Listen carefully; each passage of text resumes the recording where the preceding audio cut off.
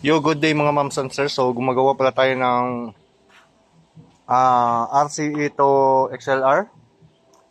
Ano mga sir, ginawa natin to mga sir kasi nga sobrang excited na natin mga sir kahit hindi pa dumating yung ating DBX crossover. So, ginawan ko na lang siya ng mga sakit mga sir. Tiningnan ko yung mga sa likod ng picture ng DBX para gawa natin mga sir para ready no pagdating ng parcel. Nag-text naman yung rider, ang sabi nila papunta na daw dito. Kaya natagalan, baka meron pang dinaanan ng mga ibang nag-order. So antay-antay lang tayo mga sir. So ngayon is tapos na. Ayun mga sir, kompleto na to mga sir. Bali two-way yung gagawin natin ngayon mga sir. So okay, antay.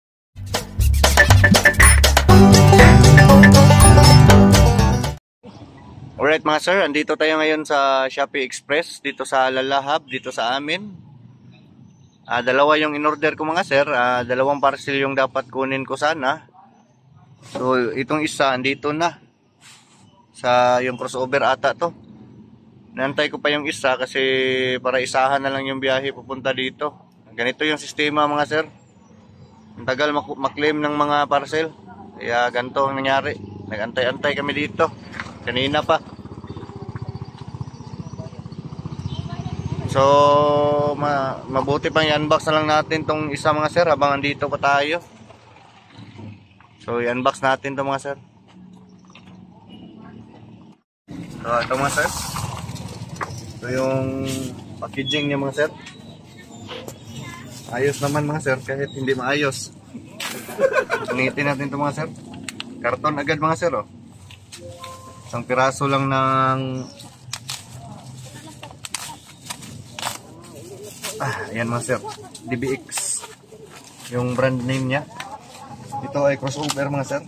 Unbox na natin to dito mga sir. So ayan siya.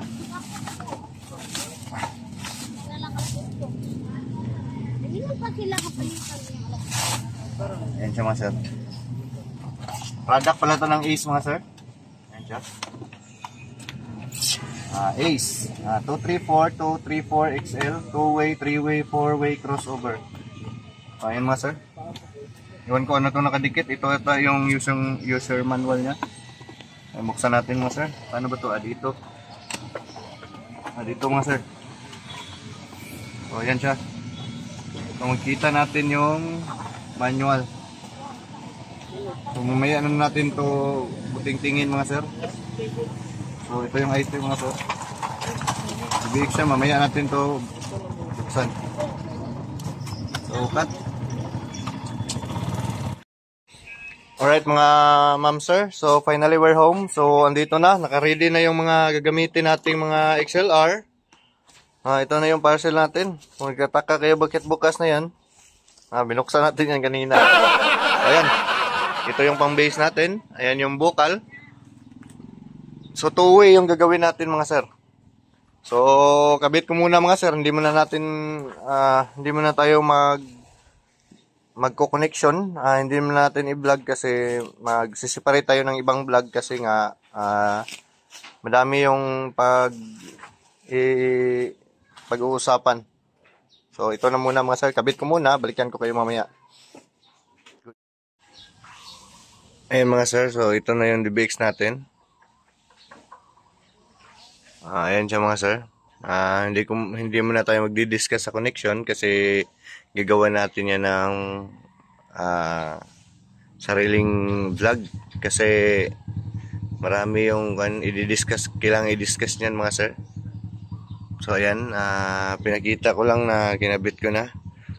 So ayan, 2 amp yung ginamit natin. Wala pa tayong budget kaya tiis-tiis muna tayo dito sa DIY repair na Sakura 50223. So sa nakikita niyo mga sir, ayan siya.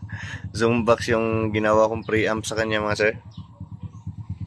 Tapos ito sa base natin, ito yung nag-drive ng base. So ayan mga sir, sound check natin. So ito na siya mga sir. So sa sound test na natin ang ating bagong DBX. So ito siya mga sir, meron na yung music. So, lagyan lang natin ng volume mga sir. So, ayan siya mga sir. Ayan. So, ito mga sir. Lagyan natin ng bass. Bass yung unahin natin mga sir. Bass. So, dito tayo. Dito.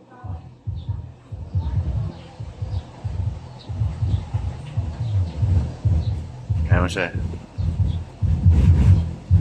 Lagyan mo natin sa 1 o'clock. Ayan mga sir. Functional naman mga sir.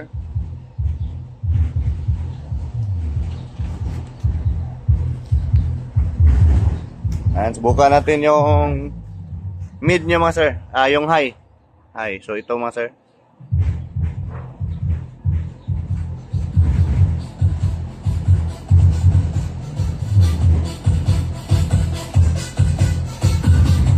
Bila.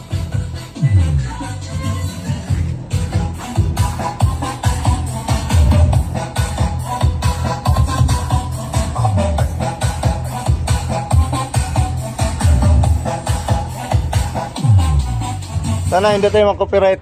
So saglit na natin mga sir para iwas copyright.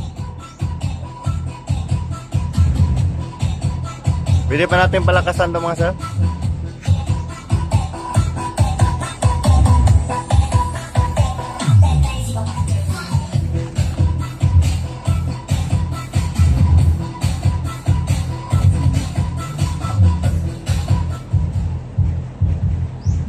So ayos mga sir. So, ayan, ayos. So, ang pang-base pala natin, ito mga sir, itong Sakura 735, tapos itong 502 na DIY modified mga sir. Mahina yung output nito kasi nga yung volume niya is maliit. Maliit lang yung preamp niya, ito. So, ayun. So, ayan mga ma'am sir. So, magsa-sound check muna tayo kasi nga para marinig nyo ng maigi yung kung ano ang naiba pag may crossover. So, ayan mga sir. So, for better quality of audio mga sir, mag-headset na lang tayo para marinig natin kasi nakaset sa 140 yung frequency ng bass natin na hindi masyadong madinig pag sa cellphone lang na speaker. Kasi pagapang yung bass natin mga sir. So ito nang sound check natin. Sige, let's go.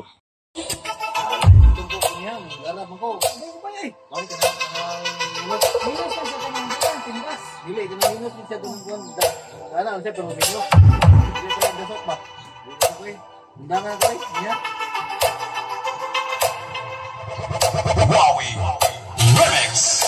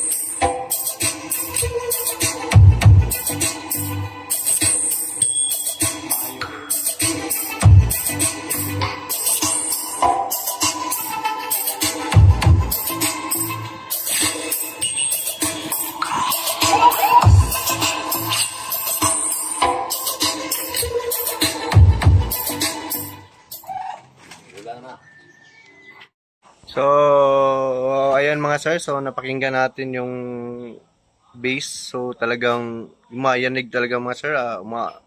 Tumutunog yung bubong kahit nasa low volume lang tayo kasi hindi tayo makapag full ng volume kasi nga mga sir. Nandito lang tayo sa bahay. Mas mainam pag nasa kuan tayo mga sir, open area. So, sa susunod na vlog mga sir, subukan natin siya sa open area tapos i-vlog natin. Sasama ko na din yung connection. So, hanggang dito lang tayo mga sir. So, para sa mga bago, huwag kalimutang mag-subscribe sa ating channel at pakihit yung notification bell para ma-update ka sa mga future videos na gagawin pa natin soon. So, arigatou gozaimasu. Bye-bye!